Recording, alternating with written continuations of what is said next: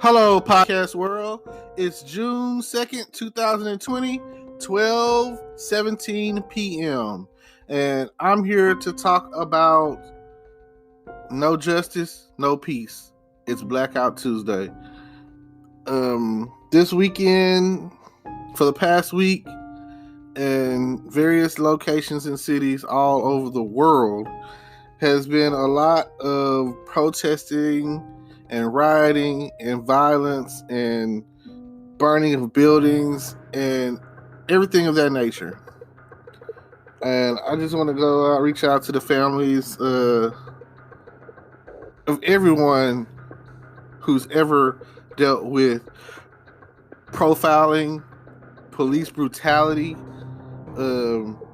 any shape, form of harassment, any shape, form, or fashion of racism, all of that, especially in the black community.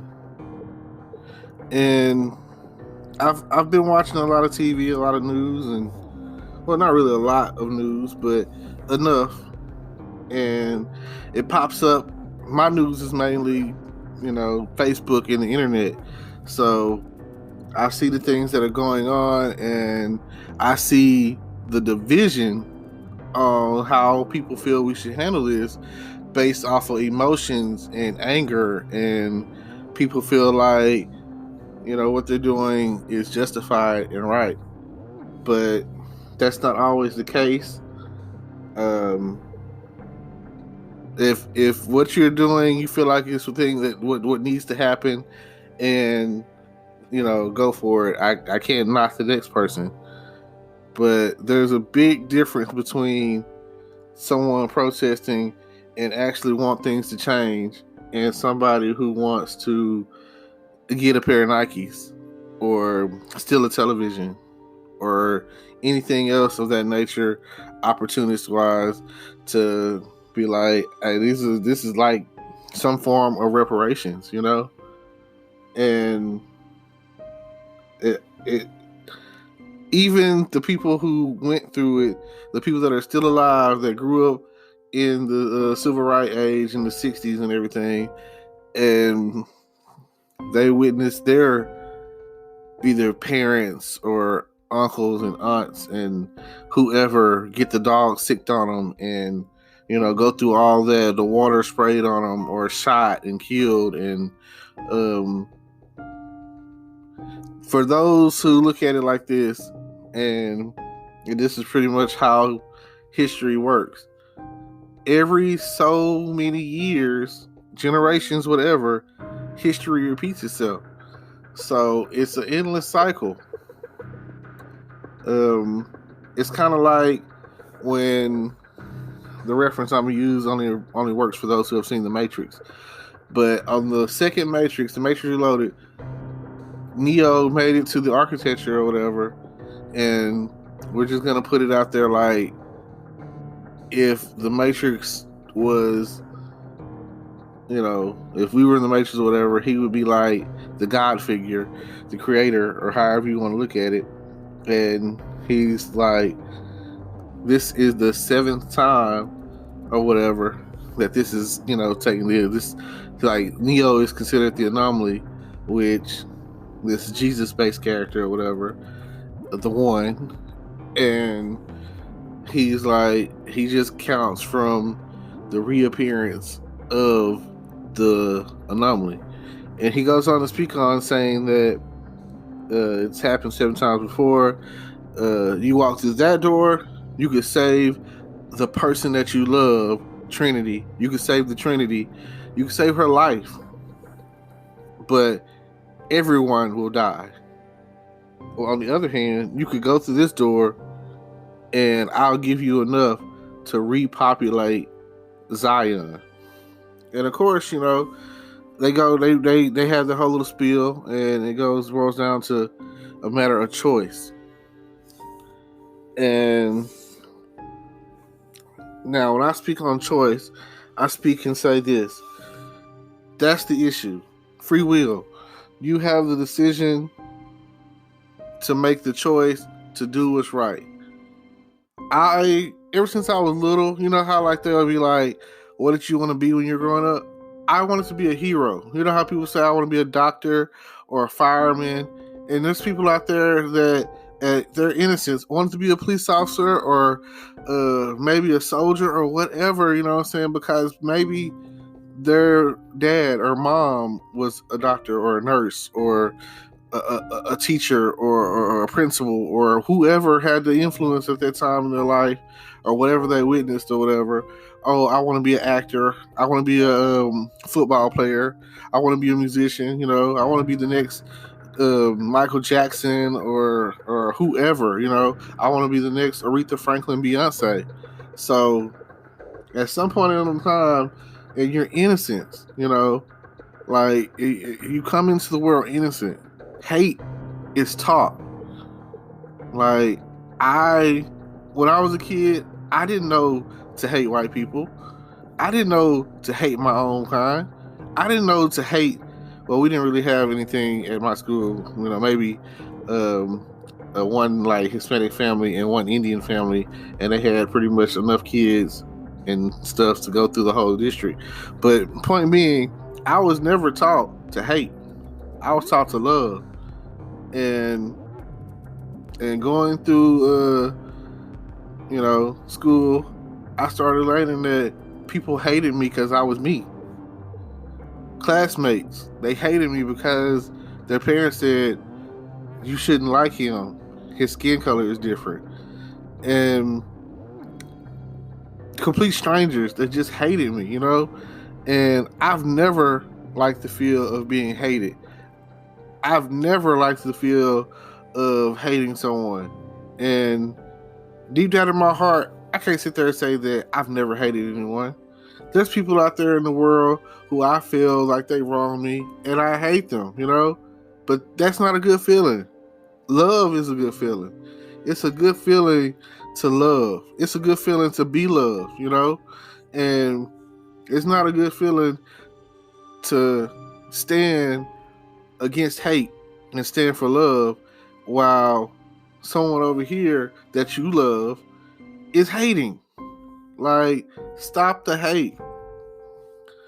And even in the midst of all the drama that's going on, the spark that took the flame that this go around, because right now it seems like we're in a perpetuated, never-ending fight for justice. And they say no justice, no peace. It just seems like if that's the case, it don't seem like we're ever gonna be at peace. Like, wars happen for a reason.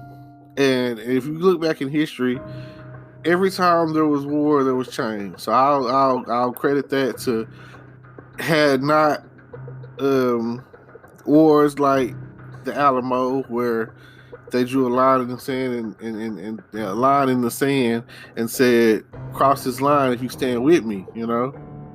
And everyone crossed that line. Everyone stood there knowing that they didn't have enough. They were the underdogs. And they didn't necessarily, they lost. they got it handed to them or whatever. But they stood their ground, and because they did that, in the long run, change came.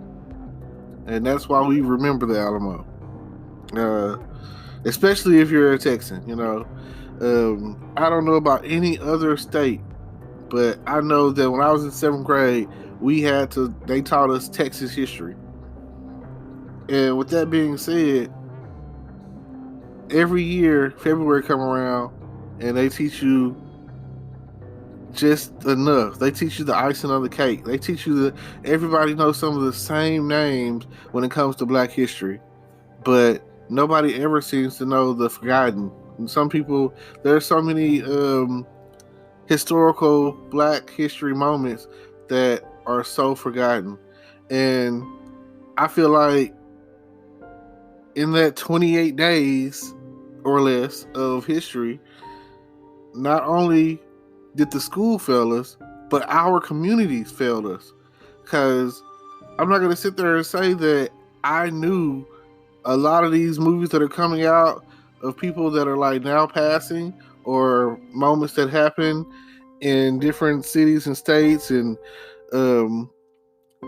if I was into football before the movie Remember the Titans came out, I should have knew about the history of the integration and Remember the Titans and all that. I should have knew about that. Like, TV and movies shouldn't teach me what I should be learning in school, like, or at home in my community or whatever, because that's the issue. A lot of people feel like the school's job is to teach, when you learn more from your family and peers and friends than you ever would learn from a teacher. There are some teachers out there that I give credit to that I'll never forget, that taught me. They taught me math, they taught me science, they taught me reading, they taught me English, but some of them even taught me life lessons. And those are the teachers that I stand with. The teachers that, if you don't do right, they're going to tell you this is what's going to happen. You hear me? I have some teachers that, some of my favorite teachers, and I feel like teachers are very discredited. But we and underpaid. Like, I know there's always a financial issue. I know that if you go to certain schools where there's more wealth in the community, that or you're brought in more championships or whatever, then there's more money there for the school compared to some of these schools that I'm just glad that I went to the school that I went to. Went to Liberty Island High School and here in Texarkana, and the schools here compared to schools that I've like when I went to college and I came across schools from other places, from California, Dallas, and Houston, and out of state, period, like majority, like out of state schools or whatever. If you went to a school with metal detectors or whatever, I'm sorry. I feel sorry for you. That means that there is enough violence coming into your school that they feel for your safety. Like, this is, you have lean on me moments to where you have to worry about what's outside the school, and is your child going to make it home safely, or is there gang activity, and is that the reason why they're afraid to go to school or leave school, or like, you have to worry about who's watching school. Then you have to worry about I'm gonna say sexual predators that are, I would say looking for your daughter, but some of them are looking for your son. Like, it doesn't matter. Some people are just sick, that's sick, and they are there trying to lure them away, and it's just crazy, This if they're not learning it at home, if the community isn't safe and isn't saving them, then who will? Now, George Floyd's family, his brother stood there and said that that's not what his brother would have wanted in his name. And I can understand where he's coming from. Everyone is, like I said, people are upset, and it's been going on forever. Like, and that's because, and I feel like the reason people feel the way they feel is not because it's happening, and they speak on no justice, no peace. It's because, like I say, no justice, no peace. They're not doing anything about it. Like, it's so easy to become a cop. It's ridiculous. You go into the academy or whatever, couple of months in, months out, you know what I'm saying? Next thing you know, you got the badge, you got the gun, and they're not, like, that's all they do is once you are a citizen with a gun, a policeman with a gun, a gangster with a gun, a bully with a gun. If you got the juice to pull that trigger, then I don't know what to say. Like if you willing to take a life, like Black Lives Matter. And I can't speak of what a person's soul is like, but this is my thing. There has to be a way to do the job without taking life. Like, can't you, like the way that you stopping these protesters with tear gas, or the way that you shooting them with rubber bullets, like why can't we at least like level down to level up? Why can't we be like, you know, non-lethal? Why are we focusing on non-lethal methods to stop criminals? Why aren't we getting these guns off the streets? And that's on all ends, you know. In certain places or whatever, they have really strict gun policies, really strict. Fortunately, you know, fortunately, that's good in a way. But at the end of the day, everyone still reverts to saying something about the Second Amendment and the NRA and all that kind of stuff. And here in Texas, it's easy to get a gun. It's so easy. Like, oh, you want a gun? No, let me see your license. Okay. No, your background is clear, you know what I'm saying? Here you go. Walk up out of Walmart or Gandar Mountains, which I don't even know if they're in business anymore, or the pawn shop, or wherever, you know, you people are buying and selling guns. So you got these guns. When I walk into this one pawn shop that I go to sometimes with my friends, and behind that counter is an arsenal of assault rifles and guns, and I just be like, man, are the Terminators coming or something? Like, is it a war? Like, who needs all these kind of guns or whatever? And I have friends out there that are gun lovers. I have friends in the military that, you know, they have their service revolver, all of that. You know, they got their pistol. And I understand that. They've been trained. They know how to use a gun, and they know how to shoot, and they know who to shoot. You know, they you know, I feel, you know, a little bit better about that. But they're not out there just shooting anybody, you know. They're not there like you know, most people that I know, we not killers. Most people I know, we just want to, you know, if you in the deed of protection, you're trying to protect someone or protect your family, and you have that gun, then that's a different situation. Like that is like Second Amendment 101. Like, the reason I have this gun is I feel threatened. I feel the need to protect my family based off of where you live, all of that, you know. And that is like the only time that, you know, that I don't know. I can't really understand people's desire to have a gun, which is also in my world a desire to want to take someone's life at some point in time. You know, I don't know. It's dealing with guns. For some people, it gives them an adrenaline rush. Some people, it scares them. They're afraid. They're like, oh man, you know, I don't want anything to do with that.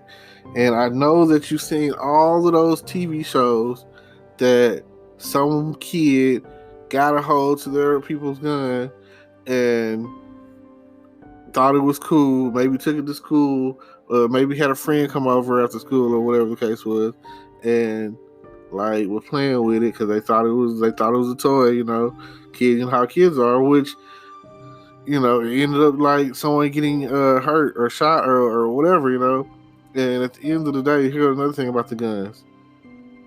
As like children, we buying them guns and putting the guns in their hand and making it seem like that's okay. Like, and then, I've been playing video games, violent video games, shooting games, whatever, since arcade days, and since like regular Nintendo. And I just feel like we teach a lot of violence, and it's not. It's like we teach a lot of violence, a lot of hate, and we should be teaching more about love. All right, well, got guess it's about that time to let y'all go, and I'll leave y'all with this: love, don't hate, better, not bitter. Let's don't forget to like, comment, subscribe. Check out all outlets or whatever. I'm also now streaming on Facebook videos, and that's a new thing for me. So I'm gonna be on there too. And what else? YouTube, Facebook, Instagram, like all of that is gonna be in the description. All the details that you need to get in touch with me or make a donation or subscribe or whatever. It's about building this thing to the next level. And if you feel what I'm saying, let me know. Like, let me know how y'all feeling about what's going on out there as far as the no justice, no peace for George Floyd. And I'll speak with y'all later. Thank you for listening to my podcast.